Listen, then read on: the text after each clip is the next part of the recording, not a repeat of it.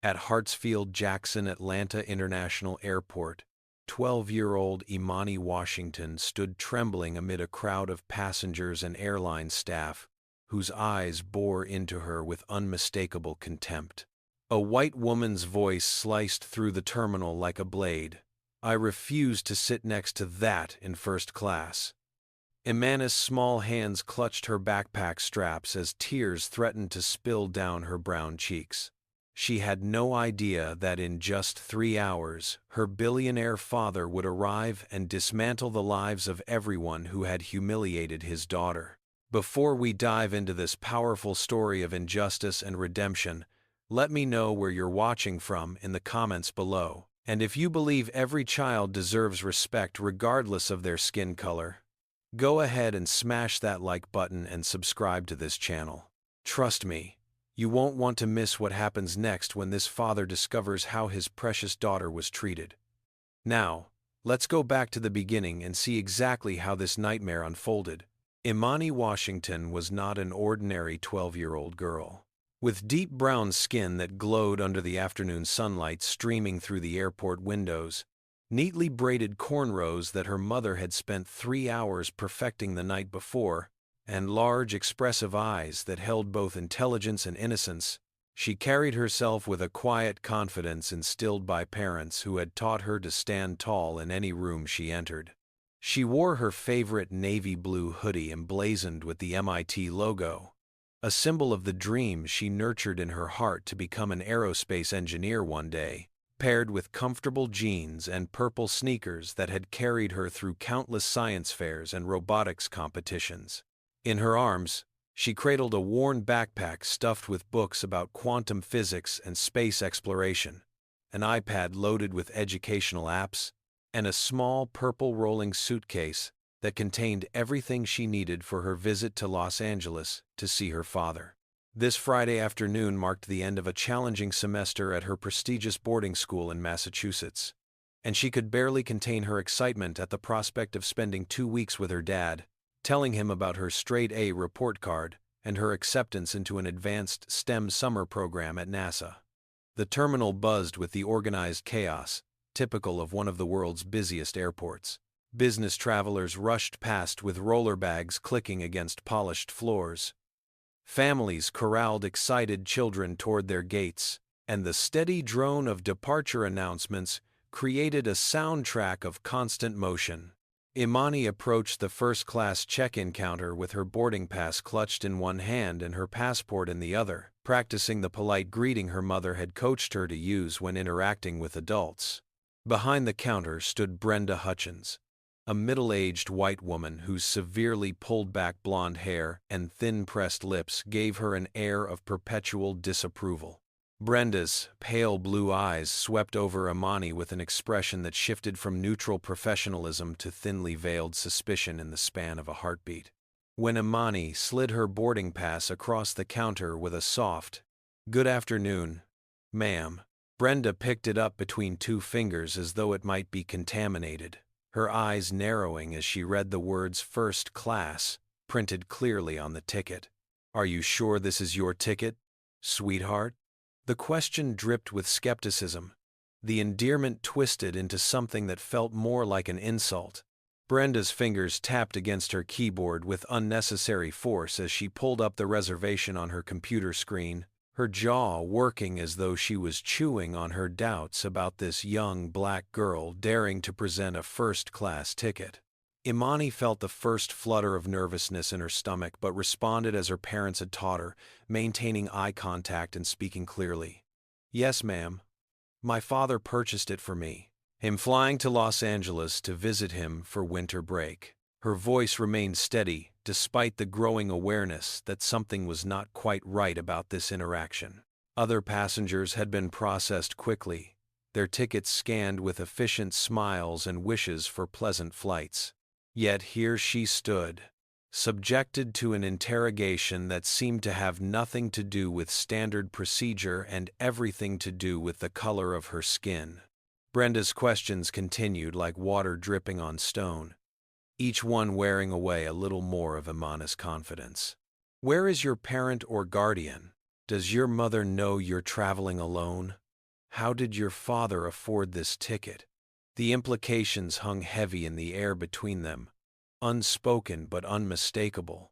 Behind Imani, a line of passengers began to form, some checking their watches with impatience, others craning their necks to see what was causing the delay. A few whispered to their companions, their eyes flicking between the white airline employee and the young black girl who was clearly being treated differently than the white passengers who had preceded her. Imani explained patiently that she had all the proper documentation for an unaccompanied minor, that her father was a successful businessman, that her mother had signed all the necessary forms, but each answer only seemed to deepen Brenda's suspicion rather than alleviate it. The agent picked up her phone, ostensibly to verify the credit card used for the purchase, keeping Imani standing at the counter for what stretched into an agonizing 15 minutes while curious and judgmental eyes burned into her back. Some passengers whispered loud enough for Imani to hear fragments of their commentary. Probably used a stolen card. Why would a kid be in first class? Something doesn't add up here. Each comment was a small cut. Death by 1,000 assumptions, each one rooted in the ancient and persistent belief that black children in spaces of luxury must somehow be there through deception rather than legitimate means. Imani's hands began to shake slightly as she stood there, her excitement about seeing her father slowly curdling into shame and confusion. She wanted to call her dad right then, to hear his deep voice telling her everything would be okay, that these people were wrong about her, that she belonged wherever she had the right to be. But her phone was tucked in her backpack, and she did not want to appear difficult or cause more problems. Her mother's words echoed in her mind. Baby, when you're in these situations, you have to be twice as polite and 10 times as patient as anyone else. It's not fair, but it's reality. At 12 years old, Imani was learning a harsh lesson about how the world saw her, not as a brilliant child with dreams reaching toward the stars, but as a suspect whose very presence in a first-class line required extraordinary proof of legitimacy. Finally, after what felt like an eternity but was actually 23 minutes by the terminal clock, Brenda reluctantly printed out a boarding pass and slid it across the counter with a warning that felt more like a threat. You better behave yourself up there. First class isn't a playground. The words landed like a slap, the implication that Imani would somehow misbehave simply because of her age, or perhaps because of her race, adding insult to the injury of the prolonged interrogation. Imani took her boarding pass with trembling fingers, managed a quiet, "Thank you, ma'am," and walked towards security, with her head held high despite the tears prickling at the corners of her eyes. She did not know that Brenda Hutchins had just made the first in a series of catastrophic mistakes that would cost multiple people their careers, their reputations, and their comfortable assumptions about who belonged in spaces of privilege.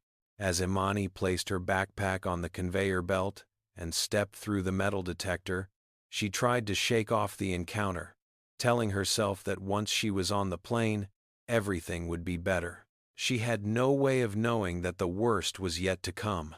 The jetway stretched before Imani like a tunnel leading to sanctuary. She had flown first class twice before with her father, and the memory of those comfortable leather seats, attentive service, and the feeling of being treated with respect had sustained her through the humiliating check-in process. Now, as she stepped into the aircraft cabin and saw the spacious first-class section with its wide seats upholstered in butter-soft cream leather, individual entertainment screens mounted on privacy dividers, and the warm lighting that gave everything a golden glow, she felt some of her anxiety begin to ease. Her assigned seat, 2A, by the window, offered a perfect view for watching the clouds during takeoff.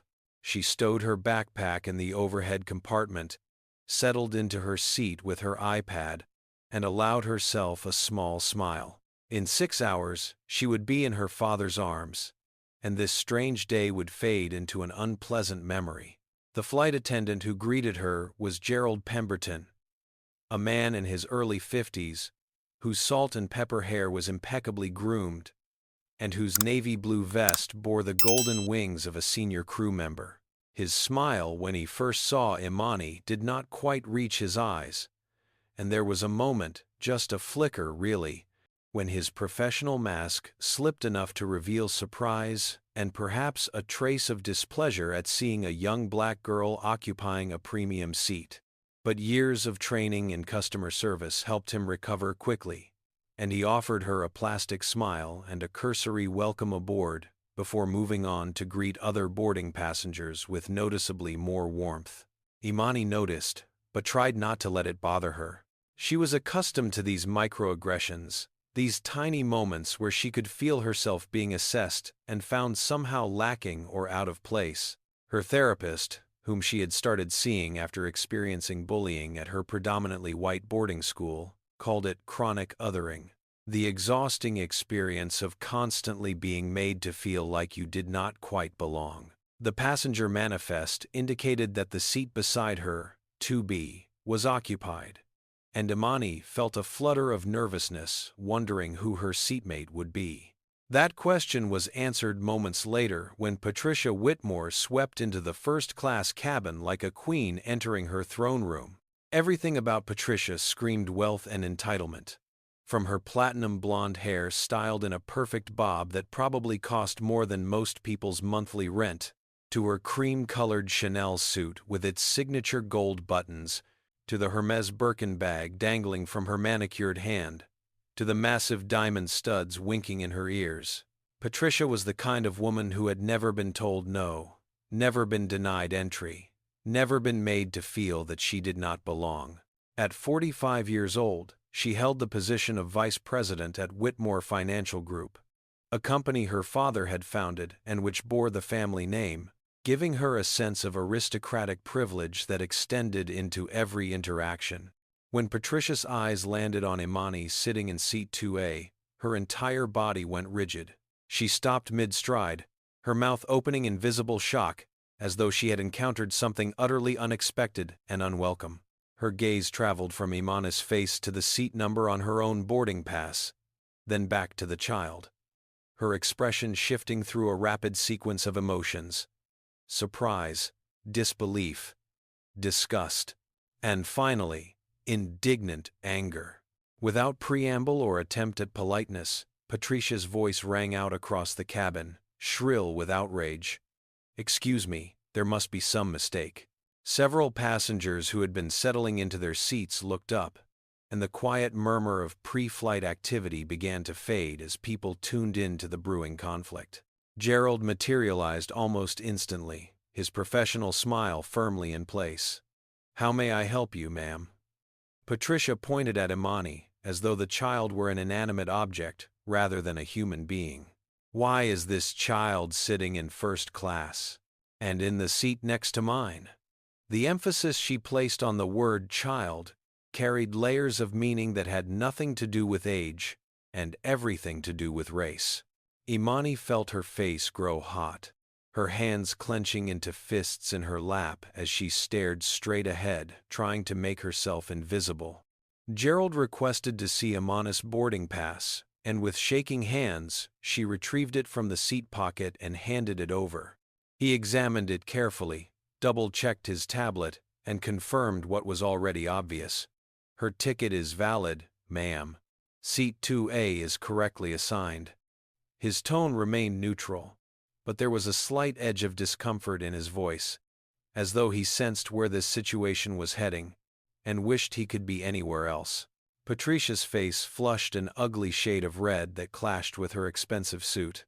Her voice rose several decibels, abandoning any pretense of discretion. "I don't care. I paid $5,000 for this ticket."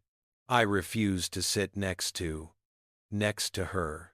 She did not say the word that was clearly on the tip of her tongue, the racial slur that polite society had supposedly relegated to the dustbin of history but which still lived in the hearts and minds of people like Patricia Whitmore.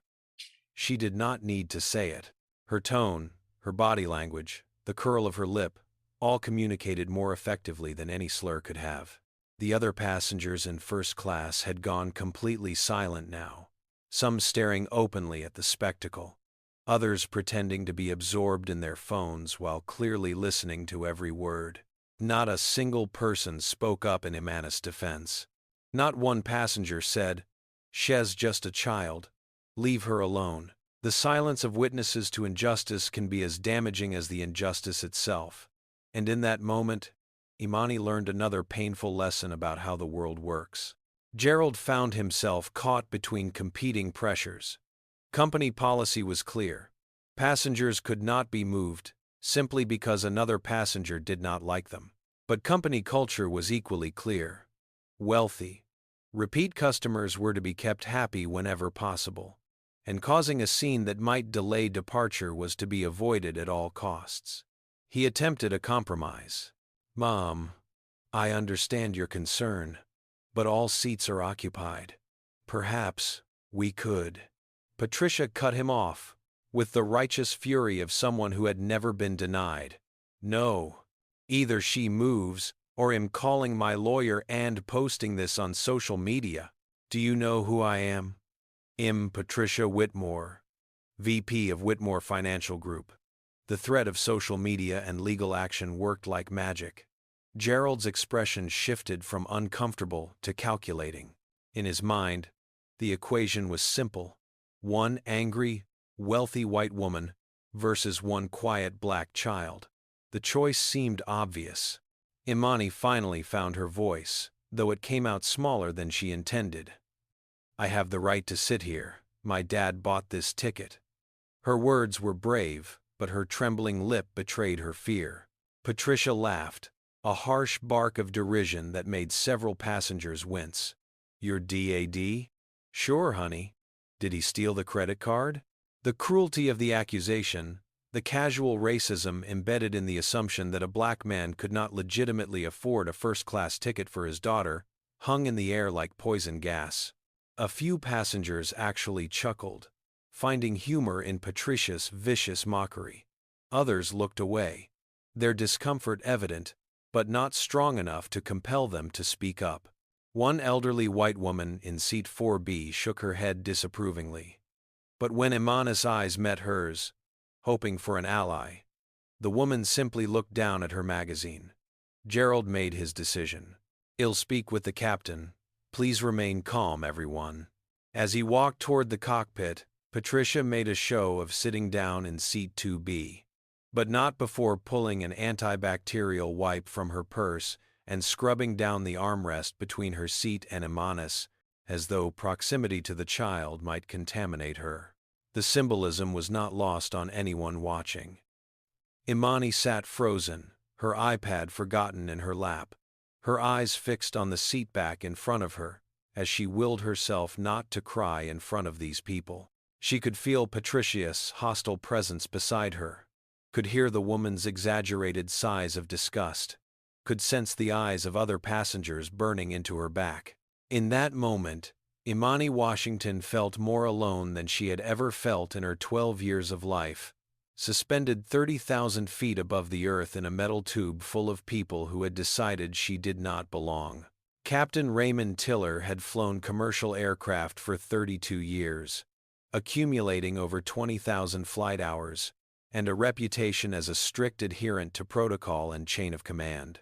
At 58 years old, with gray threading through his close-cropped hair and a face weathered by decades of pressurized cabin air, he carried himself with the authority of someone accustomed to being the final decision-maker in high-stakes situations. His uniform bore the 4 gold stripes of a senior captain, and his bearing suggested a man who took his responsibilities seriously, though perhaps his definition of responsibility was narrower than it should have been.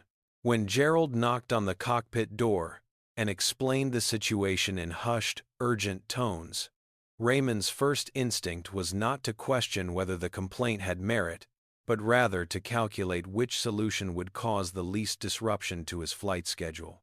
In his mental framework, shaped by decades of operating in an industry that prioritized efficiency and customer satisfaction over justice or fairness, The answer seemed clear. Raymond emerged from the cockpit with his captain's hat tucked under his arm, projecting an image of calm authority as he entered the first-class cabin. His eyes swept over the scene, taking in Patricia's flushed, angry face, Gerald's nervous hovering, and finally landing on Imani, who sat rigid in her seat, her hands clutched together so tightly her knuckles had gone pale. Raymond had made split-second decisions about equipment failures, weather diversions, and medical emergencies during his career. But this situation felt different, more loaded with potential consequences that extended beyond the technical. Still, his worldview, shaped by growing up in rural Georgia in the 1970s and never seriously challenged by meaningful exposure to different perspectives, led him to see this as a simple customer service issue rather than a moral test. In his mind, he was being pragmatic, not prejudiced, though the two are often indistinguishable in their effects. "Young lady, can you come with me for a moment?" Raymond's tone was not unkind, exactly, but it carried the firm expectation of obedience that adults use with children they do not quite trust. Imani looked up at him, her eyes wide with confusion and fear. "Did I do something wrong, sir?" Her voice wavered on the last word, the question containing within it a desperate hope that this was all some misunderstanding that could be quickly cleared up. Raymond did not answer directly because he could not honestly say she had done anything wrong, and some part of him, some deeply buried ember of conscience, recognized that fact. Instead, he deflected, "We need to verify some information. Please bring your belongings." The word verify was doing a lot of work in that sentence, disguising the reality that no actual verification was necessary, that her ticket and identification had already been checked multiple times, that what was really happening was a capitulation to racist intimidation masquerading as procedural caution. As Imani slowly stood and reached for her backpack, Patricia could not resist a final jab. Finally, some professionalism. She actually applauded, her hands coming together in slow, sarcastic claps that echoed obscenely in the quiet cabin. A few passengers, emboldened by her display, chuckled or nodded approvingly, their complicity in this injustice now openly declared. Others shifted uncomfortably in their seats but maintained their silence, perhaps telling themselves that this was not their problem, that they should not get involved, that there were probably reasons beyond what they could see that justified what was happening. This is how systemic racism perpetuates itself, not primarily through the actions of obvious bigots like Patricia, but through the passive acceptance of everyone else who witnesses injustice and does nothing. Raymond led Imani to the galley area between first class and business, where two flight attendants, Lorna Davies and Kurt Zimmerman, were preparing beverage carts for the service. Lorna, a 32-year-old brunette with kind eyes, looked up as they approached, and her expression immediately registered concern when she saw the tears beginning to track down Imani's cheeks. Kurt, by contrast, barely glanced up from his work, his disinterest in the situation evident in the way he continued counting many bottles of liquor. Raymond positioned himself between Imani and the view of the cabin, creating an illusion of privacy for what was about to be a deeply humiliating interrogation. "Sweetie, who really bought this ticket for you?" The question itself was an accusation, the emphasis on really implying that her previous answers had been lies. Imani took a shaky breath, trying to channel the dignity her father had always modeled for her.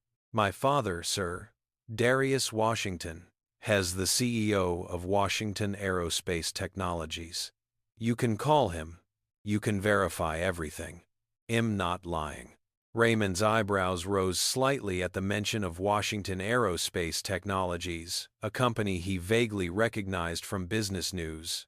But his skepticism remained firmly in place. In his experience, children exaggerated their parents' importance, and the specificity of her answer might just as easily be a detailed fiction as the truth. More importantly, he had already mentally committed to a course of action, and cognitive dissonance made it difficult for him to reverse that decision without admitting error. Sure. Look, we've had issues with stolen credit cards before. You're very young to be flying alone in first class. Are you certain this ticket is legitimate? Each question was a fresh wound, implying criminality, deceit, and unworthiness. Imani's tears flowed freely now, her composure finally breaking under the weight of accumulated injustice. Yes, sir. I can call my dad. Hell explain. She fumbled for her phone. But of course, it was in airplane mode. The device as useless in that moment as her pleas for fair treatment. Lorna finally spoke up, her voice gentle but firm. Captain, maybe we should wait until we can contact her guardian? She's clearly telling the truth. Lorna had been watching Imani's face, recognizing the authentic distress of a child being unjustly accused, and her maternal instincts overrode her deference to authority. But Raymond shook his head. His decision made. We're already delayed. We can't have a disruption in first class. The passenger in 2B is a valued customer. This is my call. The euphemism valued customer did not need translation. Everyone present understood its meaning. Patricia Whitmore's comfort mattered more than Imani Washington's dignity. Kurt, who had been silently listening, finally chimed in with his support. Yeah, the kid will be fine in economy. Plenty of room back there. His casual dismissal of Imani's experience. His reduction of profound injustice to a mere seating change exemplified the banality of everyday racism. What followed was a walk of shame that Imani would remember for the rest of her life. Raymond personally escorted her from the galley through business class, where passengers looked up from their laptops and magazines with curious expressions, and finally into economy, where the seats were narrower, the lighting harsher, and the atmosphere entirely different from the cocoon of privilege she had left behind. Passengers whispered as she passed, some with sympathy, others with judgment. Many simply curious about what this young black girl had done to merit such obvious disgrace. Imani kept her eyes fixed on the floor, her backpack clutched to her chest like armor, her whole body trembling with the effort of not completely breaking down in front of hundreds of strangers. Raymond deposited her in seat 38C, a middle seat between two large men, and, without further comment, returned to his cockpit to prepare for departure. Imani squeezed herself into the cramped space, feeling the armrests dig into her sides, acutely aware of how small and powerless she was. The man to her left, absorbed in a thriller novel, did not even glance at her. The man to her right, wearing headphones, nodded briefly in acknowledgement before closing his eyes. Neither of them knew or cared about the injustice that had just occurred. As the plane pushed back from the gate and began its taxi to the runway, Imani finally allowed herself to fully cry, her small shoulders shaking with silent sobs as the aircraft engines roared to life. She had tried to be strong, tried to do everything right, tried to prove she belonged, and still, she had been found wanting. Still, she had been judged by the color of her skin rather than the content of her character. In that cramped middle seat in row 38, Imani Washington learned what millions of black people before her had learned, that American society would promise her equality while systematically denying it, would tell her she could sit anywhere while forcibly removing her from where she belonged.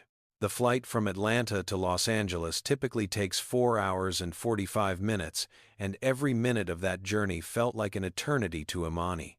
She sat motionless in her cramped seat, staring at nothing, her mind replaying the humiliation over and over like a nightmare she could not escape. The tears had finally stopped, leaving behind puffy eyes and a hollow feeling in her chest that she had never experienced before. This was not like the teasing she had endured at school, which hurt but felt somehow temporary and manageable. This was different. This was being told by adults, by people in positions of authority, by the systems that supposedly protected everyone equally, that she was lesser, that her rights were negotiable, that her presence in spaces of dignity was conditional upon the approval of white people who did not want her there. At 12 years old, Imani was being forced to confront truths that many adults spend their whole lives avoiding. Her thoughts turned to her father, and the memory of his words became both comfort and torment.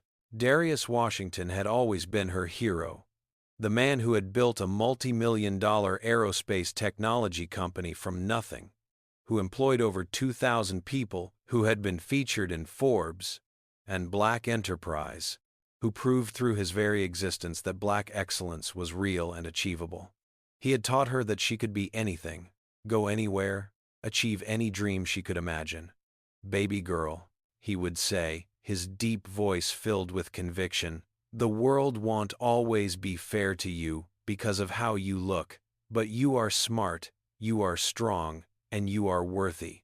Never let anyone make you feel less." Those words, which had once felt like an impenetrable shield, now seemed like a cruel lie.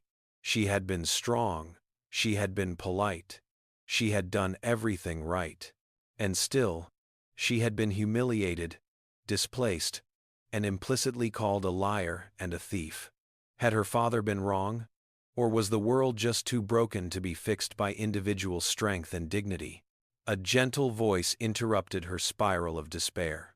"Sweetie, are you okay?" Imani looked up to see a black woman in her early 40s, leaning forward from the seat directly behind her. Concern etched deeply into her warm brown face. The woman had natural hair styled in a beautiful twist-out, wore a red turtleneck sweater, and had eyes that radiated both kindness and knowing.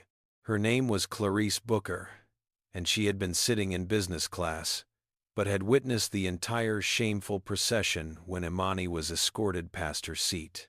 Clarice was a high school principal in Detroit, a woman who had dedicated her life to protecting and advocating for children, and everything about what she had seen violated her sense of justice so profoundly that she could not remain silent.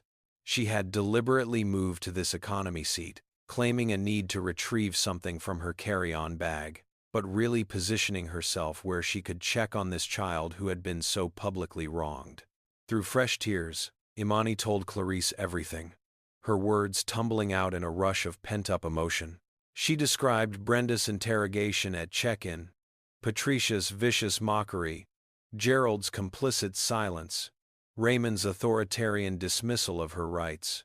With each detail, Clarice's expression grew darker, her jaw tightening with righteous anger. When Imani mentioned her father's name, Clarice actually gasped. "Wait. The Darius Washington? The billionaire who just donated $50 million to STEM education for black kids? Who was on the cover of Forbes last month?" Imani nodded miserably, and for a moment, Clarice sat back in stunned silence, processing the magnitude of what had just occurred. These people had humiliated the daughter of one of the most successful black entrepreneurs in America, a man whose company held contracts with NASA, Boeing, and the Department of Defense, a man whose wealth and influence far exceeded their petty suburban prejudices. "Oh, honey," Clarice finally said, reaching through the gap between seats to squeeze Imani's hand. "When your daddy finds out, heads are gonna roll, don't you worry." The physical contact, the maternal warmth in Clarice's voice, the validation that what had happened was genuinely wrong and not somehow Imani's fault, all combined to provide the first measure of comfort Imani had felt since boarding. Clarice pulled out her phone and, in a whisper, told Imani that she had recorded video of the incident, including Patricia's racist comments and Raymond's removal of Imani from first class. "I'm going to send this to your father," Clarice said firmly. "Do you know his email?" Imani recited the address, and Clarice immediately composed a message detailing everything she had witnessed, attaching the video files. When the plane's Wi-Fi activated at cruising altitude, the message sent, winging its way through cyberspace toward a man who was about to become very, very angry. Clarice then settled in for the rest of the flight, periodically checking on Imani, offering snacks from her bag, and providing a steady stream of reassurance that justice would be served. Meanwhile, in first class, Patricia Whitmore was thoroughly enjoying her victory. She had ordered champagne the moment the seatbelt sign turned off, and was now on her second glass, regaling her seatmate, a white businessman named Maxwell Dorsey, with her version of events. "Can you believe they let just anyone buy first-class tickets these days?" she said, her voice carrying across the cabin with the confidence of someone who believed her bigotry was shared by all right-thinking people. Thank God the captain handled it. I mean, really. These children need to learn their place. Maxwell, a real estate developer from Phoenix, who held similarly regressive views about race and class, nodded vigorously. Absolutely. Standards must be maintained. That's what first class is about.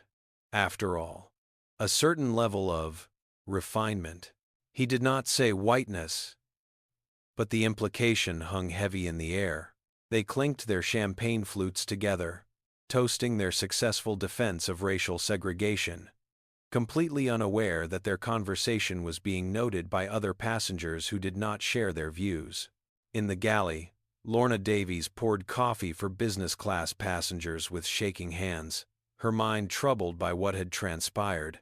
She kept replaying the scene in her head, the look of absolute devastation on that little girl's face, the way her small body had seemed to fold in on itself, under the weight of undeserved shame. Lorna had been a flight attendant for 8 years, and she had seen her share of difficult situations, but this felt different. This felt like a line had been crossed, a violation of basic human decency disguised as policy enforcement. She cornered Gerald during a quiet moment and whispered fiercely, "That was wrong.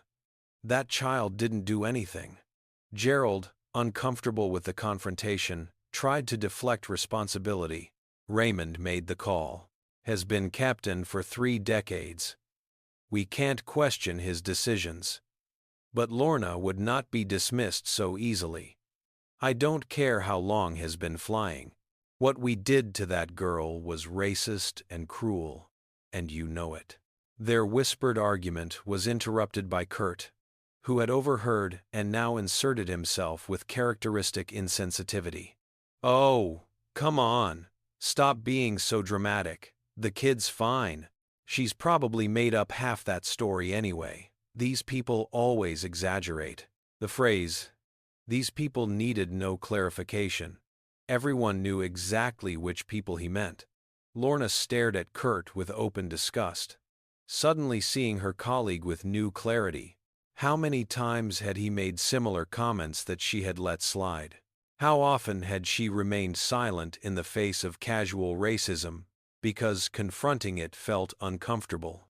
In that moment, Lorna made a decision. When this flight landed, she would file a formal report about what had happened. She would go on record. She would speak the truth, even if it cost her professionally. Some things were more important than keeping the peace or protecting her job security. That little girl in row 38 deserved someone to stand up for her, even if it came too late to prevent her pain. As the aircraft droned westward, cruising at 39,000 feet above a landscape of clouds and late afternoon sunlight, Imani tried to sleep but found herself unable to quiet her mind. She kept imagining her father's disappointment when he learned what had happened. Would he be angry at her for not fighting harder? Would he be ashamed that his daughter had allowed herself to be treated this way? These were irrational fears, she knew even then. But trauma has a way of distorting thought patterns, making victims question themselves rather than their oppressors. She did not yet understand that she bore no responsibility for other people's racism, that nothing she could have said or done would have changed the outcome, that the fault lay entirely with those who had chosen prejudice over principle. Those lessons would come later, through therapy and time and her father's fierce love. For now, she simply endured, watching the minutes tick by on the seatback screen, counting down to landing, to her father, to the moment when she could finally feel safe again. "Now, I want to hear from you," Comment number 1 if you believe Captain Raymond made the wrong decision. Or comment number 2 if you think he was just trying to keep the peace. Hit that like button if you're as angry as I am about how Imani was treated, and make sure you're subscribed, because you won't believe what happens when this billionaire father finds out what they did to his little girl. The question is, when Darius Washington gets that video from Clarice, what will he do? Will it be enough to simply complain to the airline, or is something much bigger about to go down? Let's find out. The wheels of Flight 1847 chirped against the tarmac of Los Angeles International Airport at exactly 6:43 p.m. Pacific Time, 3 minutes ahead of schedule, despite the departure delay in Atlanta. For most passengers, the landing represented the routine conclusion of a transcontinental flight, a transition point between the suspended reality of air travel and the resumption of normal life. For Imani, it marked the end of the most traumatic experience of her young life and the beginning of something she could not yet foresee. As the aircraft taxied toward Gate 52 inches Terminal 5, she gathered her belongings with hands that had finally stopped shaking, though her eyes remained red and swollen from hours of intermittent crying. Clarice reached forward one last time to squeeze her shoulder. "Remember, baby girl, you did nothing wrong. Hold your head up." Imani tried to smile but could not quite manage it, offering instead a small nod of gratitude before joining the queue of passengers shuffling toward the exit. First-class passengers, as always, disembarked first, and Patricia Whitmore swept past the cockpit with her designer luggage and self-satisfied smile, pausing to shake Gerald's hand. "Thank you for handling that situation so professionally. It's wonderful to see airlines maintaining proper standards." Gerald, who had spent the latter part of the flight wrestling with growing unease about what they had done, managed only a tight smile in return. Raymond remained in the cockpit, working through his post-flight checklist with the co-pilot, already mentally transitioning to thoughts of home, dinner, and the Braves game he planned to watch that evening. None of them had any inkling that their lives were about to change irrevocably, that the machinery of consequences had already been set in motion, and was now accelerating toward them with the inevitability of gravity. As Imani stepped off the aircraft into the climate-controlled jetway, she saw him. Darius Washington stood at the gate entrance like a pillar of strength, his 6'3" frame impossible to miss even in the crowd of people waiting for arriving passengers. He was dressed in the kind of casual elegance that whispered wealth, rather than shouting it, a charcoal gray suit by Tom Ford that fit his athletic build perfectly, crisp white shirt open at the collar, no tie, a Patek Philippe watch catching the light on his wrist. His head was shaved smooth, his skin a deep, rich brown, his jaw strong and set in an expression that combined parental worry with barely contained rage. Those who knew Darius well could read the signs, the slight tension in his shoulders, the way his hands were clasped behind his back as though restraining himself, the measured breathing of someone fighting to maintain composure. When his eyes found Imani emerging from economy rather than first class as he had anticipated, when he took in her tear-stained face and hunched shoulders, and the way she seemed to have diminished somehow since he had last seen her 3 months ago, something primal and protective surged through him with volcanic force. Every instinct screamed at him to immediately destroy whoever had hurt his child. But years of navigating corporate boardrooms and high-stakes negotiations had taught him the value of controlled fury over explosive anger. Still, his eyes went cold, his jaw tightened, and several passengers unconsciously gave him a wide berth, sensing the dangerous energy radiating from this man who stood so perfectly still. "Daddy." Imani's voice cracked on the word, and then she was running, dropping all pretense of composure, throwing herself into her father's arms with the desperate relief of someone who had been drowning and finally found air. Darius caught her, held her, felt her body shaking with sobs against his chest, and in that moment, He made a silent vow that everyone who had contributed to his daughter's tears would pay a price so steep they would remember it for the rest of their lives. He said nothing at first, just held her, one large hand cradling the back of her head, the other arm wrapped protectively around her small frame. He let her cry, let her release the poison of humiliation and fear, all while his mind began calculating angles of attack with the precision of a general planning a military campaign. When Imani's sobs finally subsided enough for speech, Darius gently guided her to a quieter corner of the gate area and knelt down so his eyes were level with hers. "Tell me everything, baby girl. Start from the beginning." And she did. Through hiccuping breaths and fresh tears, Imani recounted every detail. Brenda's suspicion and delay at check-in, Patricia's venomous rejection on the aircraft, Gerald's complicity, Raymond's authoritarian dismissal of her rights, the walk of shame through the plane, the lonely horror of being treated like a criminal for the crime of existing while black.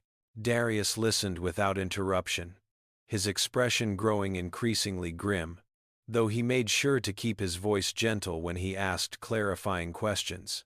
What was the captain's name? And the woman who complained? When Imani provided the names Raymond Tiller and Patricia Whitmore, Darius immediately pulled out his phone and created a note, typing the names with his thumbs, adding additional names as Imani mentioned them: Gerald Pemberton, Brenda Hutchins, Kurt Zimmerman. As if summoned by the telling of her story, Clarice Booker appeared, having deliberately waited to ensure she could speak with Darius. "Mr. Washington? Clarice Booker. I sat behind your daughter on the flight. What they did to her was absolutely disgusting, and I have video evidence." She extended her phone toward him, and Darius took it with the careful handling of someone who understood he was being handed a weapon. The video quality was excellent, Clarice having positioned her phone discreetly but effectively to capture both audio and visual evidence. Darius watched Patricia's face twist with disgust as she pointed at his daughter and said, "I refuse to sit next to that in first class." He heard her mocking accusation, "Your dad? Sure, honey. Did he steal the credit card?" He saw Raymond leading Imani away, saw the resignation in his daughter's posture, saw the curious and judgmental stares of passengers.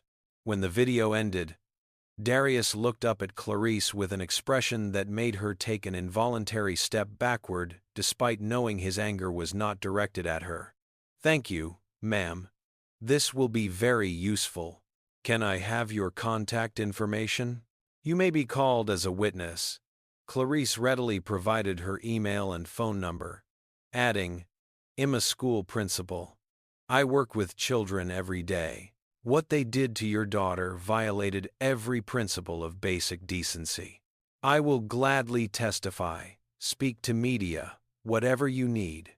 She crouched down to Imani's level, her voice softening. "You're a brave girl, sweetheart.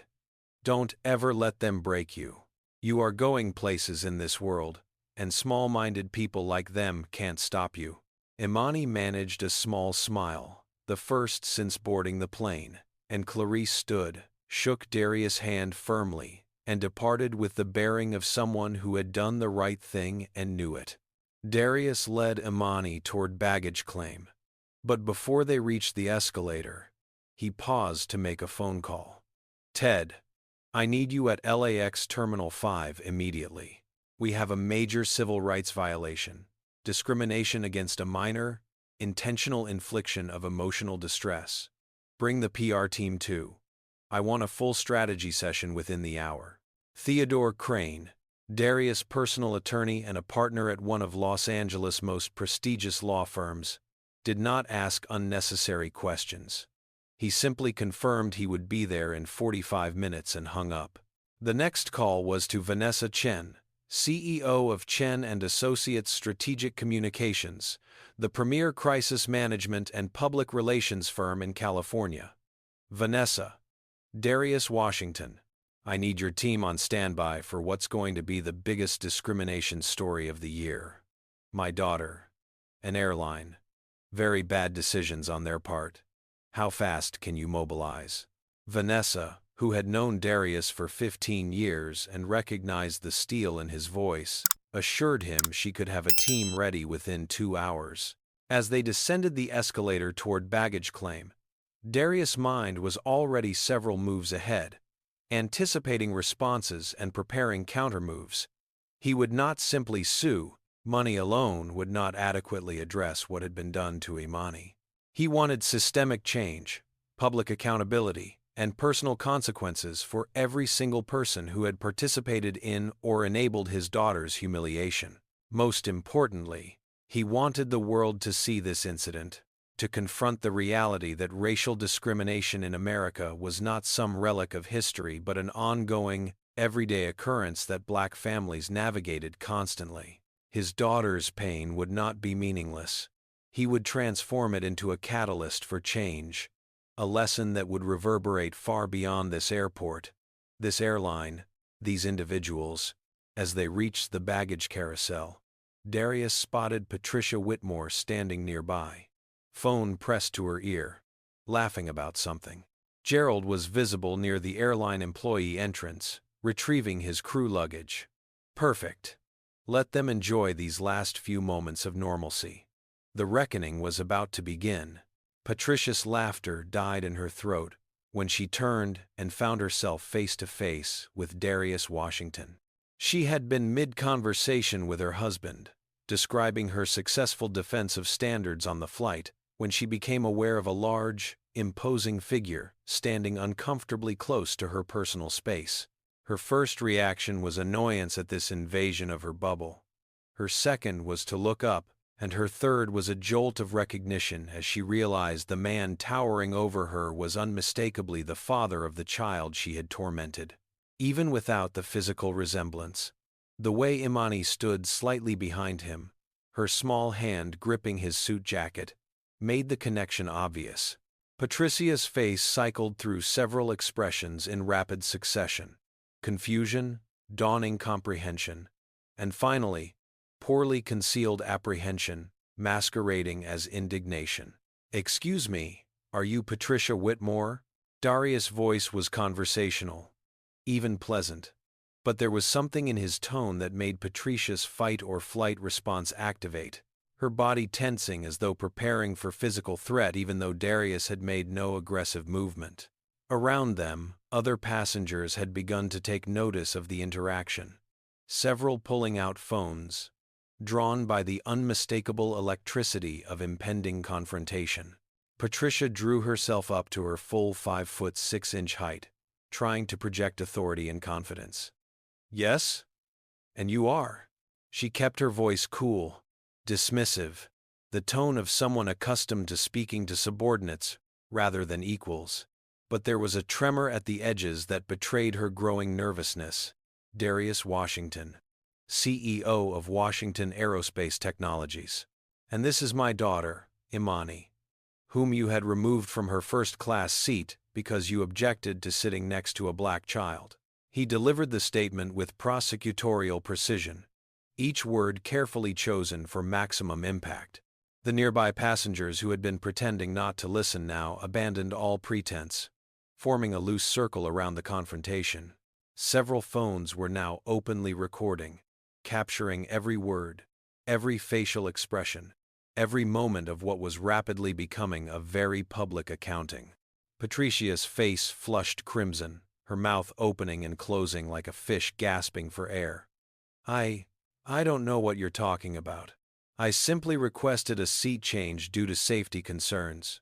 The child was unsupervised, and Darius cut her off with a single raised hand, the gesture somehow more intimidating than shouting. "Don't lie to me. I have video evidence. Multiple witnesses. You called my daughter that. You accused her father of credit card theft. You mocked and humiliated a 12-year-old child for no reason other than the color of her skin. You violated federal anti-discrimination laws, airline policy, and basic human decency." His voice remained level, but it carried such authority that Patricia actually took a step backward, bumping into her expensive luggage. The crowd around them had grown larger, a mix of deplaning passengers and airport staff drawn by the commotion. A security guard pushed through the gathering crowd, assessing the situation.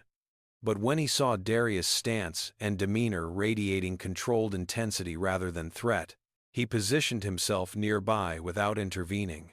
Patricia attempted to rally her defense, her voice rising to a near shriek.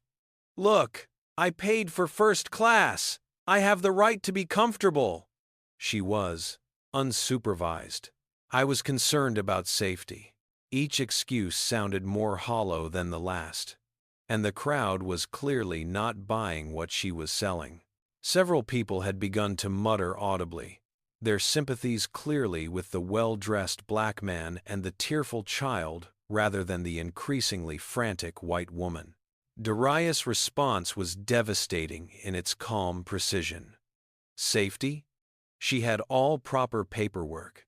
She's flown alone before. She was sitting quietly, reading on her iPad, bothering absolutely no one. The only reason you complained was because she's black. Say it. Admit what you did.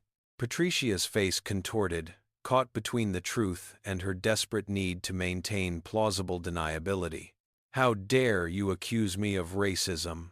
I have black friends. I donate to charity. This is outrageous. You're the one being aggressive right now. She tried to flip the script, to paint herself as the victim of an angry black man's intimidation, a tactic as old as American racism itself. But in the age of smartphone videos and social media accountability, such manipulation had become far more difficult to execute successfully. At that moment, Theodore Crane arrived with remarkable timing, striding through the crowd with 2 associates in tow and a professional videographer trailing behind.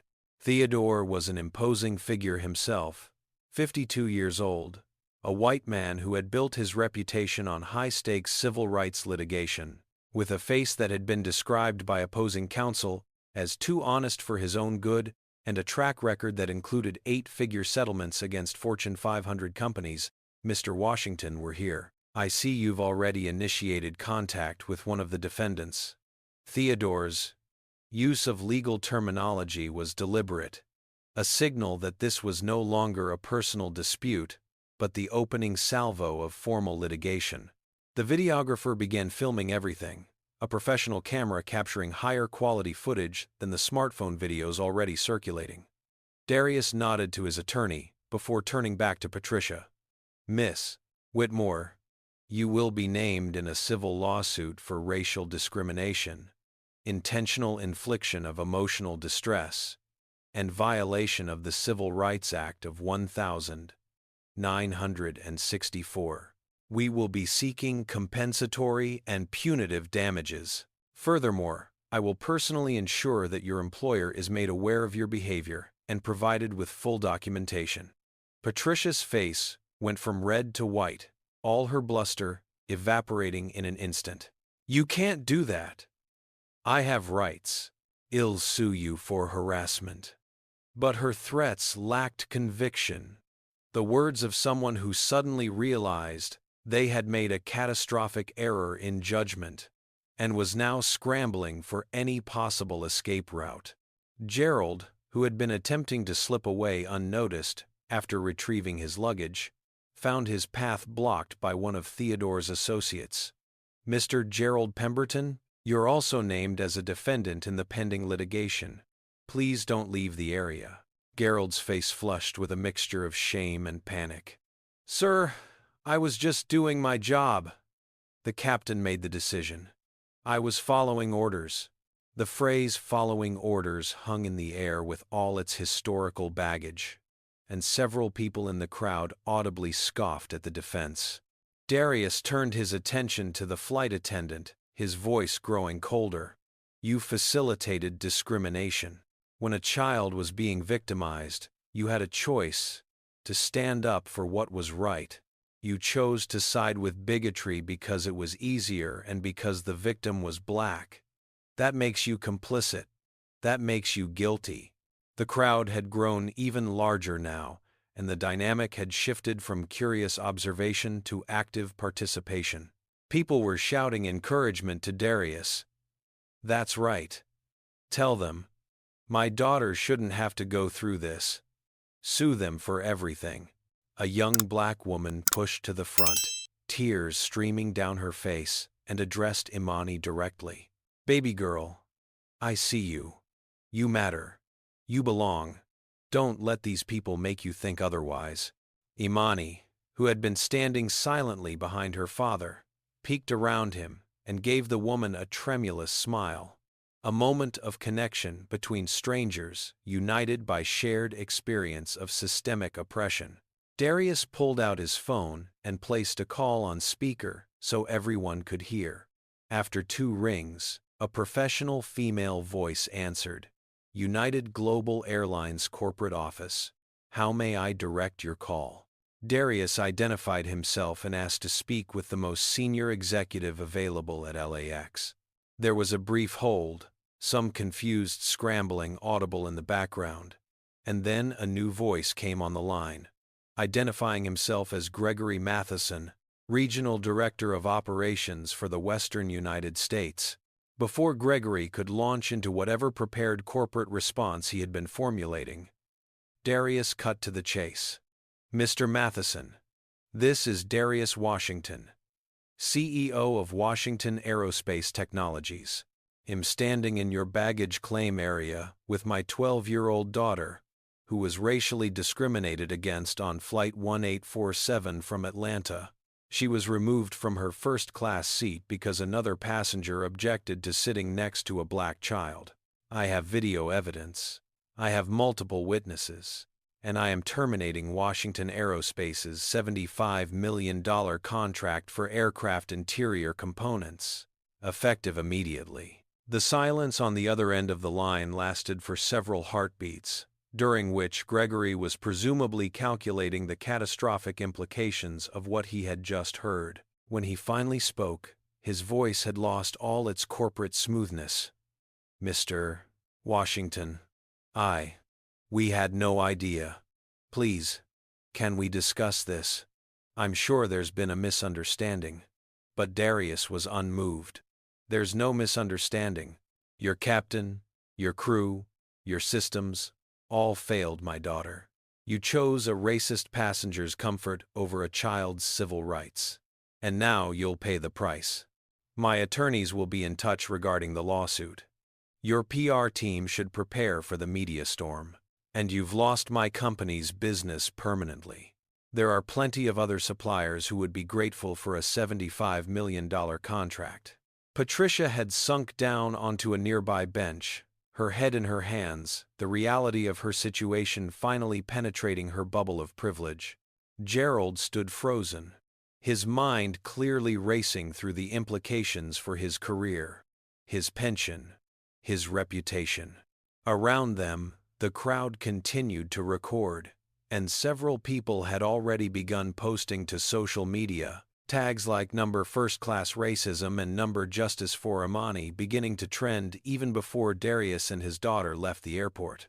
An airline supervisor had arrived and was attempting damage control, offering profuse apologies that Darius waved away with undisguised contempt. "Save your apologies. You'll be hearing from my lawyers." He took Imani's hand, nodded to Theodore, and walked out of the terminal into the cool Los Angeles evening, leaving behind a tableau of shocked faces and the smoldering wreckage of several careers. Within 2 hours of Darius and Imani leaving LAX, the videos began to circulate with the exponential velocity that only social media can achieve. The first post came from Clarice Booker, who uploaded her footage to Twitter with the caption, "This 2-year-old girl was humiliated and removed from her first-class seat because a racist passenger complained about sitting next to a black child. This is America in 2024. This is why we can't stop talking about race. First-class racism, justice for Imani." The video, crystal clear and damning, showed Patricia's contorted face as she spat out her complaints, showed Captain Raymond's dismissive authority as he led Imani away, captured the moment when a child's dignity was sacrificed on the altar of white comfort. The second wave of videos came from passengers at baggage claim, multiple angles of Darius' confrontation with Patricia and Gerald, the audio picking up his controlled fury and their pathetic attempts at justification. A particularly powerful clip showed Imani's face, tears streaming down her cheeks, as she stood behind her father. A visual representation of innocence violated that no viewer could ignore. By midnight, the hashtag number first-class racism had been tweeted over 200,000 times. By morning, it had crossed 1 million. Major news outlets picked up the story. CNN ran a segment titled, "Discrimination at 30,000 feet." MSNBC brought on civil rights attorneys to discuss the legal implications. Fox News attempted to downplay it but faced immediate backlash from their own viewers who had seen the videos and recognized injustice when they confronted it. Patricia Whitmore's life unraveled with stunning speed. Internet sleuths, mobilized by righteous anger, identified her within hours, posting her LinkedIn profile, her company information, even photos from her social media accounts showing her at charity galas and society events, images that now appeared grotesquely hypocritical given her actions on the plane. The phones at Whitmore Financial Group began ringing incessantly, thousands of calls from outraged citizens demanding Patricia's termination. The company's social media accounts were flooded with comments, one-star reviews, threats of boycotts. Patricia's father, Gerald Whitmore, the company's founder and CEO, called an emergency board meeting at 11 p.m. on the night the story broke. The decision was unanimous and immediate. Patricia was to be terminated effective immediately, with no severance package, and the company would issue a public apology, dissociating themselves from her actions. The statement came at 3 a.m. Eastern Time. Whitmore Financial Group does not tolerate discrimination in any form. The actions of Patricia Whitmore, who has been terminated from her position as vice president, do not reflect the values of our organization. We apologize unreservedly to Mr. Darius Washington and his daughter Imani for the harm caused. We are implementing immediate, company-wide anti-discrimination training and establishing a scholarship fund for minority students pursuing business degrees. There is no place in our company or our society for the prejudice displayed in the videos circulating online. The speed and severity of the response was driven partly by genuine corporate horror at what Patricia had done, but primarily by the cold calculation that the company's survival depended on decisive action and public contrition. Patricia attempted to call her father 27 times that night. He never answered. Her friends and colleagues, seeing which way the wind was blowing, quietly unfollowed her on social media and left her text messages on read. By dawn, she had deactivated all her social media accounts, but the internet never forgets. Screenshots of her past posts were being analyzed for evidence of racism, and while most were benign society photos, a few revealed telling patterns. No black people at her social gatherings, tone-deaf comments about urban issues, an old post from college that used a racial slur in what she apparently thought was a humorous context. Each discovery added fuel to the fire, creating a comprehensive portrait of privilege unchecked and prejudice unexamined. Gerald Pemberton's fate was similarly swift. United Global Airlines, facing the most damaging public relations crisis in its history, and the loss of a $75 million corporate contract, responded with draconian efficiency. Gerald was suspended without pay pending an internal investigation, a euphemism for the brief interval before formal termination. His union representative argued that he had been following the captain's orders, but the airline's legal team, terrified of liability, determined that Gerald's visible participation in the discrimination and his failure to advocate for the passenger made him indefensible. He was terminated within 48 hours. His wife, who had not worked in 15 years, stared at him across their kitchen table, and asked quietly how they would pay the mortgage, put their 2 kids through college, maintain the comfortable middle-class life they had built. Gerald had no answer.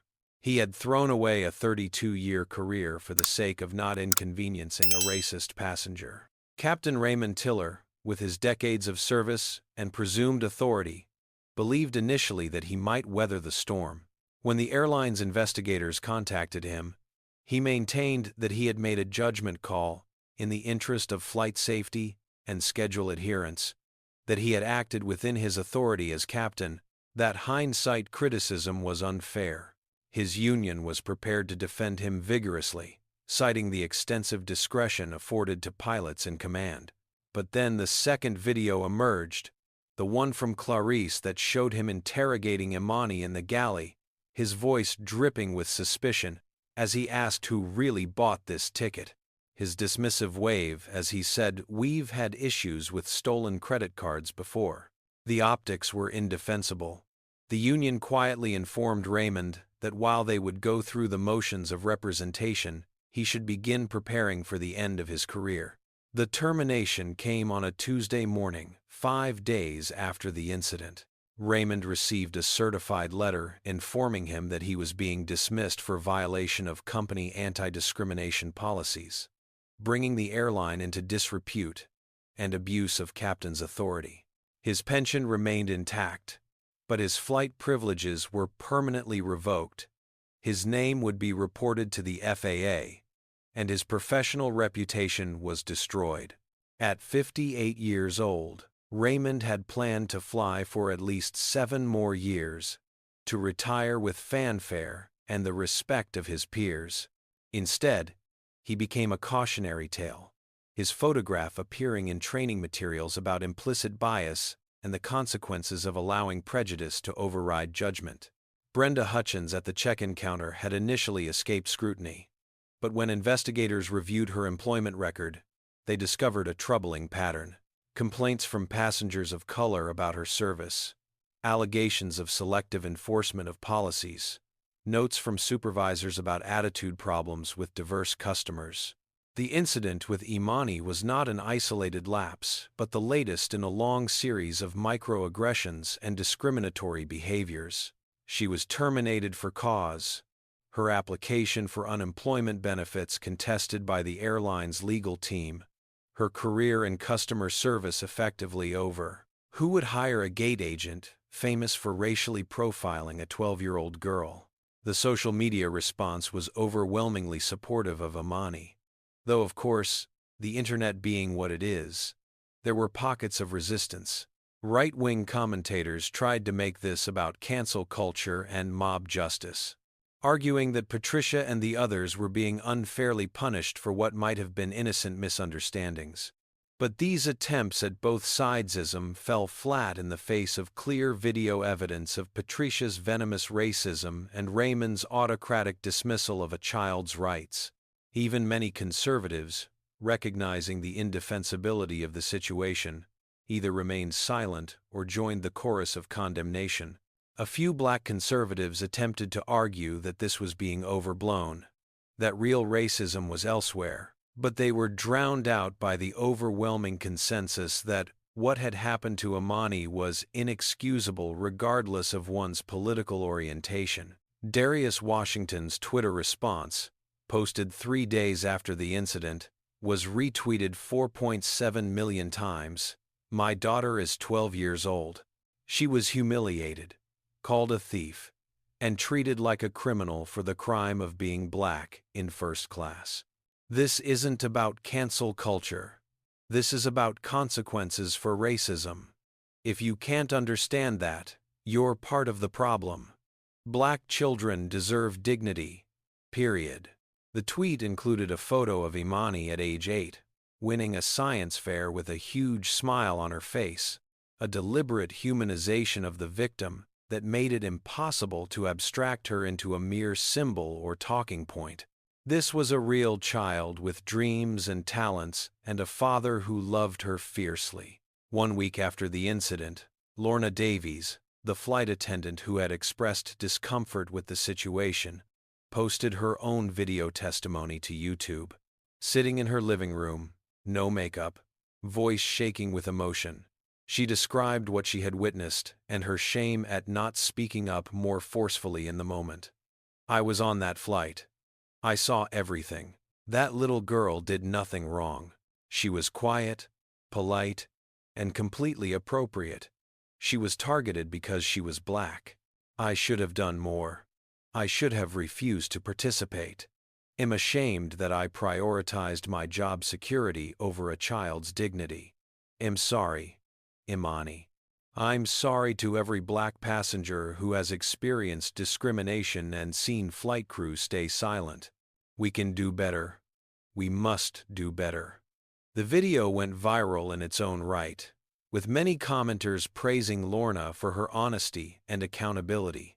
The airline, recognizing a PR opportunity, announced that Lorna would not face discipline and would instead be helping to develop new anti-discrimination training protocols for all staff.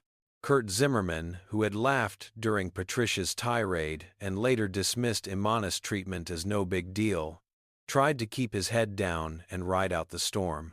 But passengers on that flight remembered his casual complicity, and when his behavior was reported to the airline, he too faced suspension and mandatory sensitivity training. His social media accounts revealed a history of racially insensitive posts and jokes, the kind of casual racism that passes for humor in certain circles but looks monstrous when exposed to sunlight. Kurt issued a half-hearted apology through the airline's PR department, but it convinced no one of genuine contrition, reading instead like the desperate words of someone trying to save their job rather than someone who had learned anything meaningful. The airline itself announced a comprehensive overhaul of its policies and procedures. A new task force would be established with members from civil rights organizations, employee representatives, and passenger advocacy groups to review complaints and ensure accountability. Quarterly public reports would detail any discrimination complaints and resolutions. Most significantly, the airline agreed to fund a $10 million scholarship program for students of color pursuing careers in aviation, aerospace, and hospitality to be administered by an independent foundation. These reforms went far beyond what any lawsuit would have likely achieved, a testament to the power of public pressure and corporate fear of permanent brand damage. The legal proceedings moved forward with methodical precision. Theodore Crane filed a comprehensive lawsuit in federal court, naming Patricia Whitmore, Gerald Pemberton, Raymond Tiller, Brenda Hutchins, Kurt Zimmerman, and United Global Airlines as defendants. The complaint detailed violations of Title VI of the Civil Rights Act, the Federal Aviation Administration's anti-discrimination regulations, California's Unruh Civil Rights Act, intentional infliction of emotional distress, and negligent hiring and supervision. The damages sought included compensation for emotional distress, punitive damages designed to punish the defendants and deter similar conduct, and a court order mandating systemic reforms. But Darius, in consultation with civil rights leaders and with Imani's welfare as his primary concern, made a strategic decision. He would offer the individual defendants a way out, conditional on meaningful accountability. 1 month after the incident, a press conference was arranged at a hotel in downtown Los Angeles. Patricia Whitmore, looking haggard and diminished without her designer armor, read a prepared statement that her attorney had undoubtedly crafted but which she delivered with what appeared to be genuine remorse. "I was wrong. I let my unconscious biases, my privilege, and my sense of entitlement override my basic humanity. I saw a young black girl in a space I subconsciously believed she didn't belong, and I reacted with cruelty and racism. I caused immense pain to Imani Washington, and I am profoundly ashamed. I'm not asking for forgiveness, because I don't deserve it. I'm asking for the opportunity to do better, to learn, to change. I've begun therapy specifically focused on examining my racial prejudices. I've enrolled in anti-racism workshops. I'm volunteering with organizations that work against discrimination. These actions can't undo what I did, but they represent my commitment to becoming a person who would never do such a thing again. Imani, if you ever see this, I am so deeply sorry." Gerald Pemberton's apology came via video, as he had relocated to Oregon to live with his sister while he looked for work.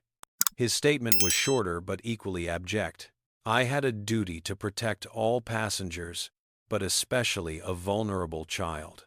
Instead, I prioritized avoiding conflict with my superior and with a wealthy customer over doing what was right.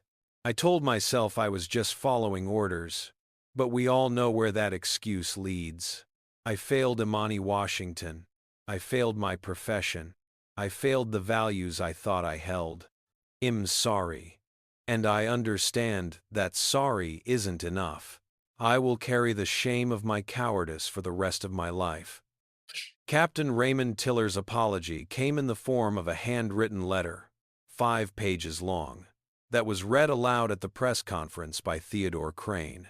In it, Raymond detailed his realization that he had allowed his position of authority to insulate him from examining his own biases, that he had made assumptions about Imani based on stereotypes he claimed not to hold, that his decision to move her had been based entirely on appeasing a white passenger's racist complaint, rather than any legitimate safety or policy concern. He wrote about the loss of his career and reputation as deserved consequences, expressed hope that his example would serve as a warning to others, and offered his profound apologies to Imani and her family. The letter concluded, "I thought I was a good person who made a difficult call. I was actually a coward who chose the path of least resistance. That truth is painful, but I must face it. I hope Imani can somehow overcome what I did to her and achieve the brilliant future she deserves."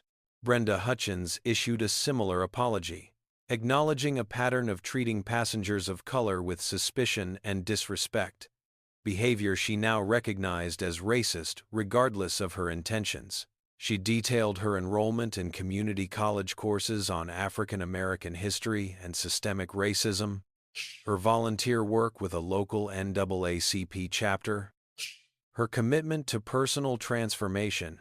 Like the others, she did not ask for forgiveness, only for the opportunity to demonstrate through sustained action that she could become better than she had been. Darius, after reviewing these apologies with Imani and several trusted advisors, agreed to a settlement that would allow the individual defendants to avoid trial in exchange for these public admissions of wrongdoing, completion of extensive anti-racism education, and participation in a documentary about the incident that would be used for training purposes. The airline agreed to a confidential financial settlement with the Washington family, rumored to be in the mid-7 figures, along with the systemic reforms already announced. Crucially, none of the defendants would face criminal charges, but their public shaming and professional destruction were considered adequate consequences by most observers. But Darius' goals extended beyond punishment. Working with educational institutions, civil rights organizations, and media partners, he helped develop a comprehensive curriculum using Imani's experience as a case study for teaching about modern racism, implicit bias, the importance of speaking up against injustice, and the real-world consequences of discrimination. The curriculum included the videos, the apologies, analysis from psychologists and sociologists, and importantly, testimony from Imani herself. Now 13 years old and having processed much of her trauma through intensive therapy, Imani agreed to share her story publicly in controlled settings, believing that her pain could be transformative for others. Her first major public speech came at a high school in South Los Angeles, invited by Clarice Booker, who had flown out specifically to support Imani through the experience. Standing at a podium before 500 students, mostly Black and Latino kids from working-class families, Imani spoke with a maturity beyond her years. 2 years ago, I was humiliated on an airplane because of my skin color. For a long time, I felt worthless. I felt like maybe they were right. Maybe I didn't belong in first class. Maybe there was something wrong with me. But my father taught me, and therapy reinforced, that my value isn't determined by the hatred or ignorance of others. It's determined by my character, my choices, and my refusal to internalize their racism. They tried to make me small. Instead, they helped me understand the importance of speaking truth to power, of demanding the dignity that all people deserve. The students erupted in applause, many with tears streaming down their faces, recognizing their own experiences in Imani's words. She continued, her voice strengthening with each sentence. To anyone facing discrimination, I want you to know, you are not crazy. You are not imagining it. Your feelings are valid, and you have the right to take up space, to sit in first class, to excel in advanced programs, to dream big dreams. Don't let their narrow vision limit your infinite potential. Rise, speak, resist. Become so successful that your very existence challenges their assumptions. When she finished, the entire auditorium stood, applause washing over her, in waves of affirmation and solidarity. And Imani felt something she had not felt since before that flight. Pride in who she was, and hope for who she could become. The airline industry as a whole began implementing changes inspired by Imani's case. Training programs were revised to emphasize scenarios involving discrimination and the duty to intervene. Complaint procedures were streamlined to allow passengers to report discrimination in real time. Civil rights organizations were given access to anonymized data about discrimination complaints to provide external accountability. While these changes could not eliminate racism from an industry reflecting the broader society's prejudices, they represented genuine progress, creating mechanisms for accountability that had not previously existed.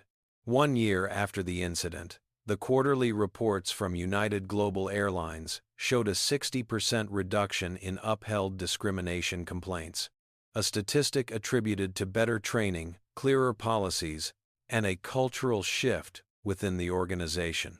Other airlines, watching closely and eager to avoid similar public relations disasters, implemented their own reforms. The case became a touchstone in civil rights law, cited in training materials, legal briefs, and academic papers as an example of how personal courage and strategic advocacy can create systemic change. Patricia, Gerald, Raymond, and Brenda all fulfilled the requirements of their settlement, though their paths diverged significantly. Patricia, having lost her career in finance, eventually found work at a nonprofit focused on restorative justice, a position that paid a fraction of her former salary but provided some measure of redemption. Gerald took a job at a small regional airport in Oregon, working in baggage services, a dramatic step down from his position as senior flight attendant, but one he accepted as appropriate consequence. Raymond spent his forced retirement writing a memoir about his experience, with all proceeds directed to civil rights organizations, hoping that his story might prevent others from making his mistakes.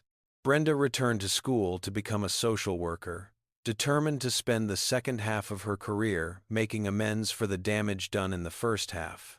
For Imani, the incident became a defining moment that shaped but did not define her. With the support of therapists, her parents, and a growing community of allies who had heard her story and reached out with encouragement, she processed the trauma and emerged stronger.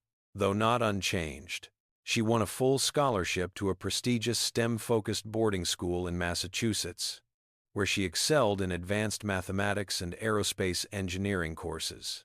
She joined the robotics team, led a student diversity initiative, and was accepted into NASA's prestigious summer program for talented minority students. Her dream of becoming an aerospace engineer remained intact, now fueled not just by intellectual passion but by a determination to prove that Black excellence could thrive in any space, especially spaces where people like Patricia thought she didn't belong. 2 years and 3 months after that fateful flight, Imani Washington stood on a stage at the Johnson Space Center in Houston, Texas, wearing a blue jumpsuit emblazoned with the NASA logo and the words "Future Engineer."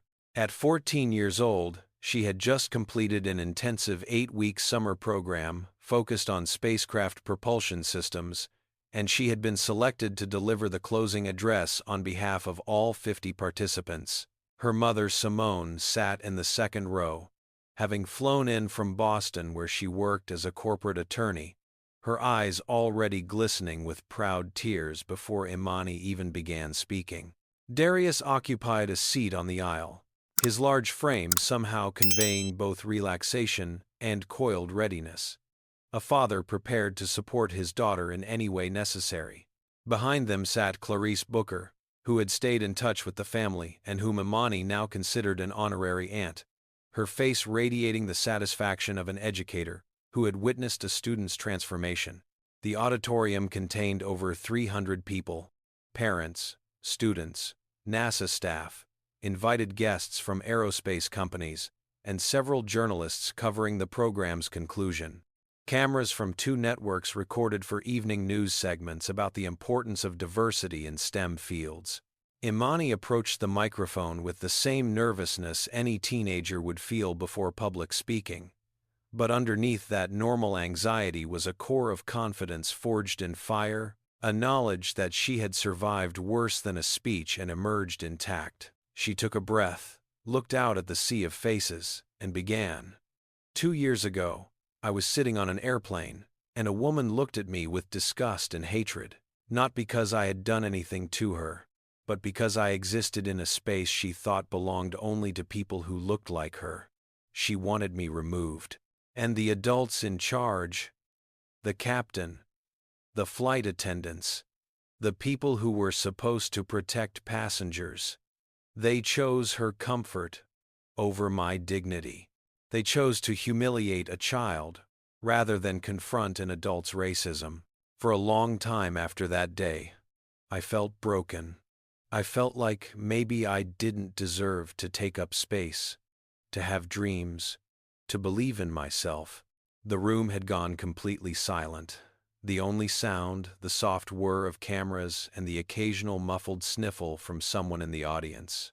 Imani's voice remained steady, drawing strength from the story she had told many times now, but which never lost its emotional power.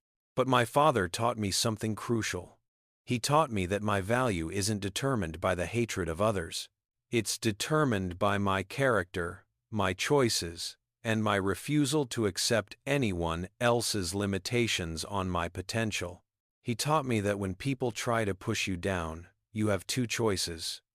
You can let them define you, or you can rise up and define yourself. She paused, letting the words settle, then continued with increasing passion. I stand here today as proof that they were wrong. Wrong about me. Wrong about where I belong. Wrong about what Black girls can achieve. I belong in first class. I belong in this NASA program. I belong in engineering labs, and on space missions, and anywhere I choose to be. And so do all of you. She gestured to her fellow students, young people from diverse backgrounds who had earned their places through talent and hard work. We are the future of space exploration. We are the engineers who will design the vessels that carry humanity to Mars and beyond. We are the scientists who will unlock mysteries of the universe. And no one's prejudice can stop us unless we allow it to. The applause started before she finished the sentence, building like a wave crashing against shore. Darius stood first, clapping with enough force that his hands must have stung. His face a study in parental pride so intense it was almost painful to witness. Simone joined him, then Clarice. And soon the entire auditorium was on its feet, the ovation lasting several minutes as Imani stood at the podium, no longer fighting tears but letting them flow freely down her cheeks, tears of release and triumph and hope. This was healing. This was victory. This was a Black girl claiming her power and her future. After the ceremony, as the crowd dispersed toward a reception featuring NASA-themed cookies and punch, Imani was approached by an elderly white woman with snow-white hair pulled into an elegant bun, wearing a navy pantsuit and a NASA badge identifying her as Dr. Lillian Hartwell, former Director of Human Spaceflight Operations. Imani recognized the name from her studies. Dr. Hartwell was a legend, one of the first women to hold senior leadership at NASA, a physicist whose work on propulsion systems had enabled multiple successful missions. Imani, may I have a word? Dr. Hartwell's voice was cultured, her accent suggesting New England education, her manner warm but formal in the way of people who had spent careers navigating male-dominated institutions. They moved to a quieter corner of the reception hall, and Dr. Hartwell looked at Imani with eyes that had seen much and understood more. I've been following your story. What happened to you on that airplane was unconscionable, a violation of everything we claim to stand for as a society. But what you've done with that experience, the way you've transformed pain into purpose, has been remarkable. I wanted to give you something. She reached into her leather portfolio and withdrew an envelope.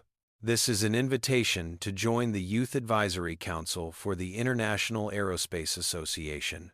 We're forming a new committee focused on diversity, equity, and inclusion in the aerospace industry. And we need voices like yours to guide us. We need young people who understand from lived experience what barriers exist and how to dismantle them. Would you be interested? Imani's hand trembled slightly as she accepted the envelope. The weight of the opportunity contained within those few ounces of paper momentarily overwhelming. Yes, absolutely. Thank you, Dr. Hartwell. The older woman smiled, a genuine expression that crinkled the corners of her eyes. No, thank you. You're making us better. You're forcing us to confront our failures and do better. That's incredibly valuable. I look forward to working with you. As Dr. Hartwell walked away, Imani stood holding the envelope, marveling at the strange trajectory that had brought her from the lowest moment of her young life to this pinnacle, from humiliation in the air to standing on the ground where spacecraft were built and launched. Later that evening, in the car ride back to their hotel, Darius asked Imani the question that had been on his mind all day. How do you feel, baby girl? Really feel? Deep down.